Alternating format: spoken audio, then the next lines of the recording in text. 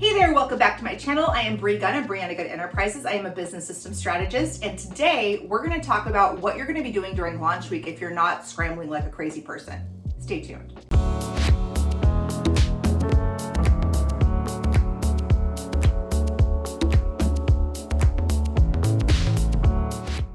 How many of you dread launching because you feel like you're running around like a chicken with your head cut off? Raise your hand. Oh, I can't see you, so leave a comment. Most of my clients come to me because they've had that experience. They've heard and felt that launching is hard, it is exhausting, it is a struggle. It's not something that they want to do anymore, but my clients understand, just like you understand, that in order to make money in your business, you have to launch. So how can you make your launch easier? Last week, I talked about what you should be doing during the weeks and months leading up to your launch. And this week, we're going to talk about what you should be doing during the launch week if you're not scrambling and running around like a chicken with your head cut off trying to create content. Now, does that mean you're not going to have to draft another email? No. Does that mean that you're not going to have to come up with a social media post on the fly or do a live? No, that's all things you should be able to have the space and time and energy to do if you have prepared for your launch correctly. So in order to prepare for your launch correctly, go watch last week's video. It'll be linked on the screen here so that you know exactly what you need to do leading up to your launch. And then during the launch week, it's not like you can just sit back, kick your feet up and relax. You still have stuff to do. So let's talk about that, okay? So first things first, you wanna monitor your emails. You wanna check and make sure they're actually getting delivered, they're getting opened, they're getting clicked.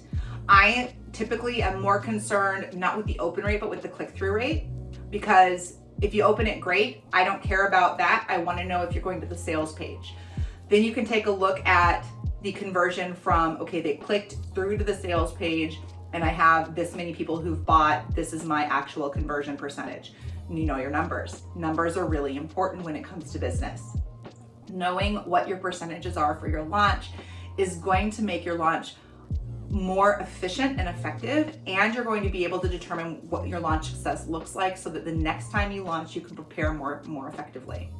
All right, so knowing your numbers with your email.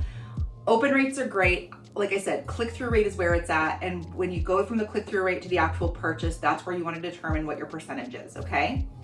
You also want to monitor social media for engagement. If you're posting and you're not getting any engagement, even if you have all the posts pre-written, you're going to need to switch it up. Do more lives, get more engagement on there. Maybe post shorter posts or longer posts. Take a look at what's worked previously before your launch week and do more of that. Launch week is all about what I call triage. You are trying to determine what's working and do more of that and do less of the things that aren't working. And if you've prepared, you should have the energy and the time to actually do this versus feeling like it's a scramble. If this is all you're focusing on this week, then it's not such a big lift, if that makes sense. So if you're keeping in mind that during a launch, you're going to see a few purchases trickle in at the beginning of your launch, but most launches, 90% of purchases are made in the last 24 hours. So if you only have 1 or 2 purchases and you're open for 4, 5, 6, 7 days, we can talk about that in another video, the length of launch. It's something I get really passionate about. Actually, you know what, let's talk about it here. So this is not exactly what the video is about, but I think it's important to note. When you're determining your launch week, you want to make sure that people have enough time to purchase, but there's not so much time that there isn't FOMO or fear of missing out. A mistake a lot of people make is, oh, I'll leave the cart open for a really long time so that more people can come in and purchase. And what ends up happening is they don't end up purchasing because they forget. So what you need to determine is the best launches that I have run, seen, been involved in are between 3 and 5 days, okay? So your length of cart should be between 3 and 5 days long. It can be longer, it can be shorter. I've seen a 24-hour flash sale do really, really well. But remember, the more time you tack on to the end of that cart, the more time you give your people to talk themselves out of the purchase, and the more time you give people to forget that they needed to buy this. Okay, so keep your actual window for purchase short so that people still have that fear of missing out. There's an actual deadline and there's real FOMO, not fake FOMO. Okay.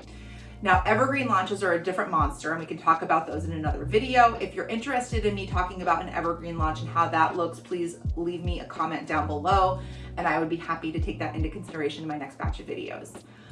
All right, so back to the topic of the day. During the week of launch, you should be monitoring your numbers. That is all you should be doing in handling customer service questions. Now, if you prepared for the launch, you know from my last video, you should have prepared canned responses for your customer service, so that you can have an assistant or yourself quickly answer the most common questions.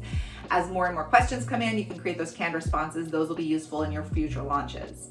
When it comes to your numbers, check them every single day. Know what your email click-through rate, your number of purchases, do the math there, figure out the percentage of people that are clicking through the email to open.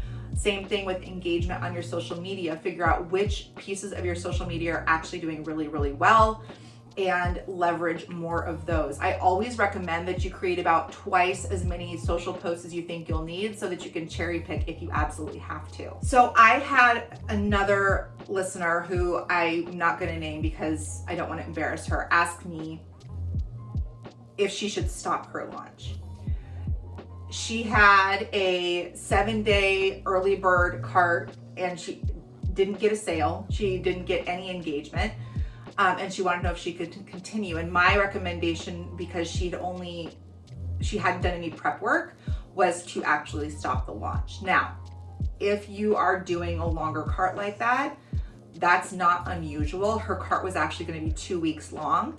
And so this is why it's so important to have that shorter cart with the FOMO feeling, right? I share this with you because it is not uncommon. It's very, very common. In fact, most products and programs need to launch 3 times for them to actually start generating revenue and income and actually start filling on their own, because people need to have that FOMO. You guys, you cannot discount how important the fear of missing out is. It is what drives sales most of the time.